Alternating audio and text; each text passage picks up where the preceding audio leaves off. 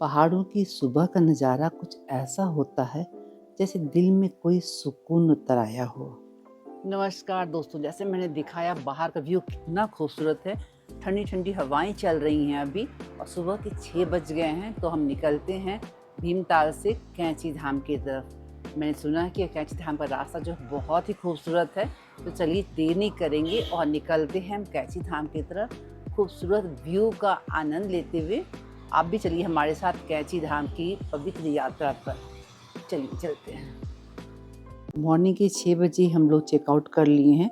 वैसे चेकआउट का टाइम जो है मॉर्निंग के 11 बजे था, लेकिन हमारा प्रोग्राम था कि हम कैंची धाम से फिर आगे की सफ़र पर निकल जाएंगे।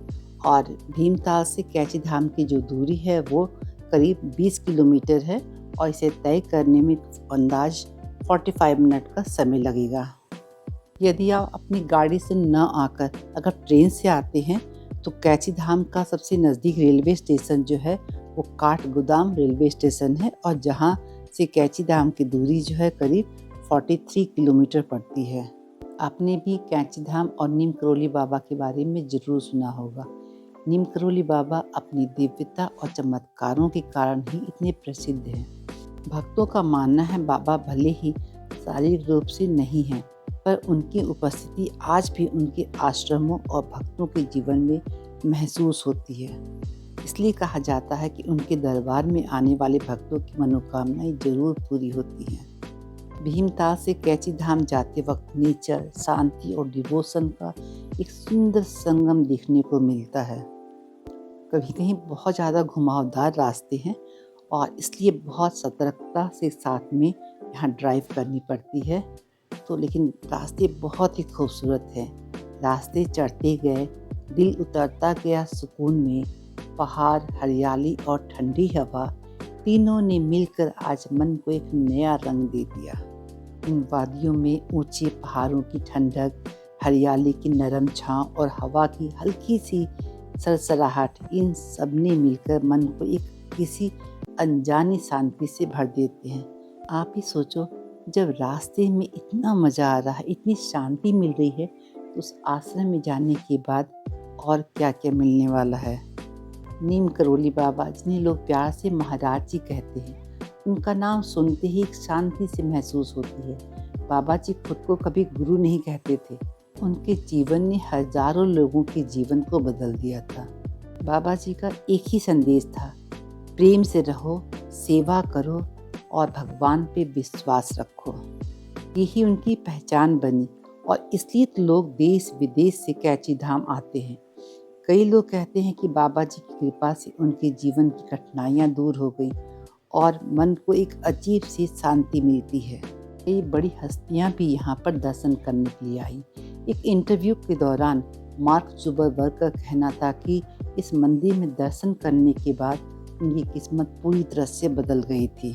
हाँ, मंदिर में आने के बाद यहाँ पार्किंग की भी अच्छी सुविधा है, तो हम लोग यहाँ पहले गाड़ी पार्क करके फिर मंदिर के दर्शन करने के लिए जाएंगे।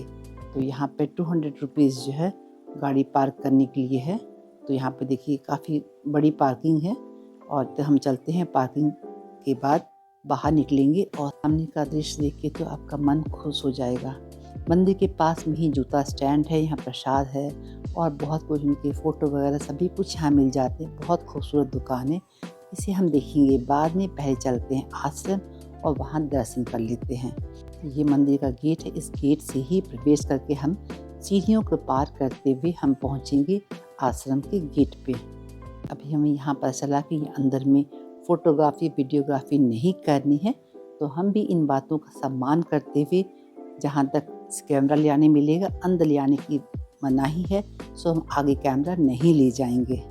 जैसे ही हम कैंची धाम के पास पहुँचे, एक अजब सी शांति ने घेर लिया। लगता था हवा भी यहाँ धीरे चल रही हो, जैसे किसी पवित्र जगह की अदब रखती हो। बाबा नीम करोली बाबा के आश्रम के बाहर खड़े होते ही दिल में एक हल्का सा प्रकाश जगता है। एक विश्वास, एक सुकून, एक अपनापन। ये जगह सच में दिल को उससे ज़्यादा देती है जितना हम यहाँ पर आते वक्त में सोचते हैं। तो अंदर पूरे मंदिर के हमें फ़ोटोग्राफी करने की इजाज़त नहीं थी, इसलिए हम वापस दर्शन करने के बाद, सड़क पे आने के बाद और फिर पूरा यहाँ से आपके लिए एक क्लिक लेना चाहते थे जो आपको दिखा सकूँ। यहाँ पे बंदर भी बहुत सारे मिलेंगे और देखिए कितना प्यार से ये चने खा रहा है।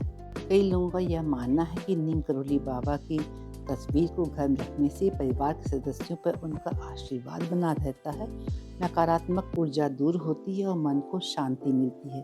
तो यहाँ इस तरह से बहुत सारे आपके बाबा की तस्वीर मिल जाएगी, बजरंग बली की मूर्ति मिल जाएगी, गदा बहुत सारे मिल जाएंगे। आप बहुत सी चीज़ें यहाँ से खरीद के ले जा सकते हैं। तो हमने भी खरीदारी की और चलती हूँ अब पार्किंग की तरफ, वापस अपने आगे के रास्ते को तय करना है। तो हम लोगों ने तो काफ़ी अच्छी खरीदारी कर ली है, काफ़ी कुछ ले लिया है। प्रसाद के रूप में यहाँ से गदा ज़रूर ले जाते हैं और यहाँ प्रसाद के रूप में लड्डू के साथ साथ कंबल भी चढ़ाया जाता है, जिसे आपको वापस दे दिया जाता है, आप अपने घर ले जाते हैं और ताकि शुभ और सुरक्षा बनी रहे। और यहाँ आश्रम का माहौल इतना शांत था कि दिल को एक अलग ही शांति मिली। हमें बाबा जी के चले हुए बताए हुए रास्ते पर जरूर चलना चाहिए, कि उनका मानना था कि सच्चा धन चरित्र, आचरण और ईश्वर में विश्वास है, जो जीवन को सच्ची समृद्धि और शांति देता है। आप यहाँ से जाते वक्त नीम करोली बाबा का प्रसाद, हनुमान जी की मूर्ति या फोटो या कंबल कुछ भी ले जा सकते हैं और अपने घर में इसे रख सकते हैं। तो आप सभी पर भी बाबा और बजरंग बली की कृपा बनी रहे। मिलते हैं फिर नेक्स्ट ब्लॉग में, तब तक के लिए thank you so much for watching.